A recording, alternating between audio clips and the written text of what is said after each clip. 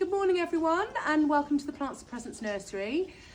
This morning we've got a bit of a nasty job. We're trying to tidy up the plants that got frost damaged in the run up to Christmas. We had really unusually cold situation here in Sussex in the run up to Christmas. So it was -9 degrees outside here at the nursery. We'd put in extra frost protection this year. We'd normally would have been able to keep the plants in this area just above freezing, but because it was so cold outside and it was so cold for 3 days in a row, the temperature in here dropped down to about -4 degrees. Now, a lemon tree would normally take a -1, -2 for a night or two, but unfortunately the trees right at the back here next to the glass got too cold. And in the Christmas rush, there was very little that we could do about it. Now we're in January, it's time to remedy and sort these poor trees out. So these trees have got so frosted on the top that they need some quite serious pruning in order to save them, really. Now, I suspect that might be the case for some of you at home. The snow and icy conditions or trees left in greenhouses that normally would be fine, temperatures, when they get too low, the leaves will go this very classic, crispy, the leaves just fall off, they're dead. They've got too cold. The water inside the leaves is actually frozen, burst the skin walls, and that extreme edema, it's called, actually kills the leaf itself. Now, if you look on mass like this, it's absolutely horrible. And on top of that, it's starting to go mouldy, which is going to cause additional problems. So now we need to do some serious housekeeping to clean these plants up so that they can be brought back into good condition for sale. These won't be sold until the summer now. We will have to bring them back, get new growth on them and recover these trees. But we know we've been growing citrus trees for so long. We know that as long as the root ball is okay and we can get them back to a good, strong growing condition, then they will do well again long term. So if you've got the same situation at home, on this kaffir line here, we want to remove all the drop leaves, give it a good shake, get any more dead leaves off, and anything else that's going to drop, you actually want it to come off. And then we want to give it a good prune. So I'm using the stronger secateurs, I'm getting right in, snipping off right back to anywhere where I've got strong growth. I've lost so many leaves off here, I'm going to take it right down. Looks a bit brutal, but all of that is coming off. This will stimulate, cutting at the leaf joint will stimulate new growth. You cut at the point where the leaf joins the stem, and there's a lot of hormones in there, growth hormones, and so cutting at that point encourages the plant to put on some new growth.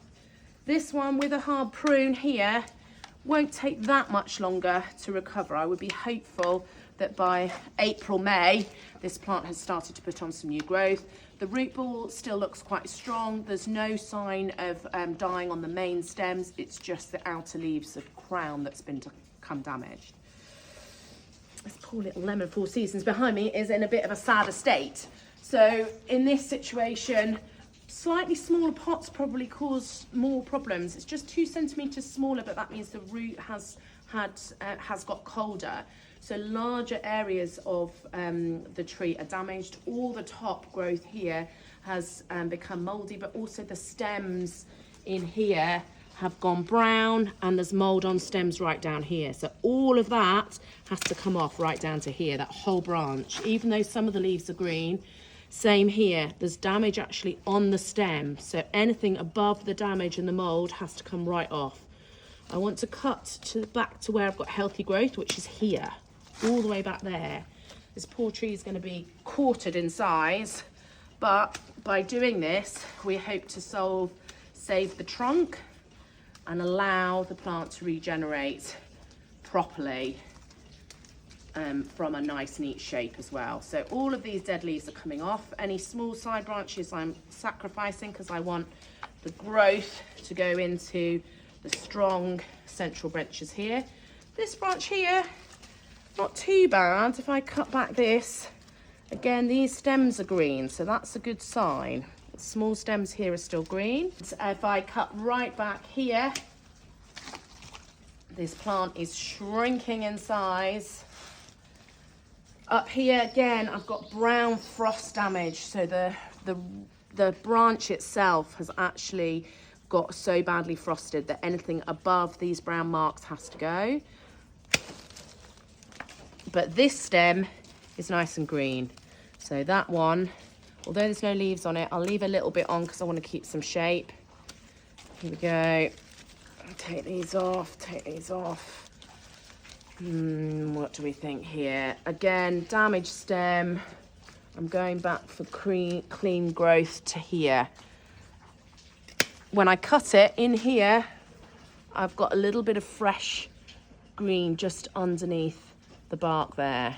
It's a bit borderline there, but I would be hopeful that it will cover. Brown, it's got to come right off. Right. This plant is now a tiny fraction of its former self. It will need to spend at least 6 months in our recovery area out here under the right conditions. We'll feed it up. We'll wait till it puts on some new growth. We'll repot in the spring once the new growth is coming through to give the roots some more room to grow. We'll go up just 1 pot size into a 2 centimetre bigger pot, and we will hold off doing that until some new growth is coming through here at these old leaf joins. Looks brutal, but if you've had a tree badly frosted, you're better to cut it back now hard, put it somewhere where the temperature is stable, not too hot or too cold, somewhere between 0 and 10 degrees, and let it have a little bit of a chance to put on some new growth. Somewhere nice and sunny, cool porch, conservatory, even a greenhouse if the weather doesn't get too cold, and let the poor little thing have a bit of a chance to recover. That's me from the hospital area.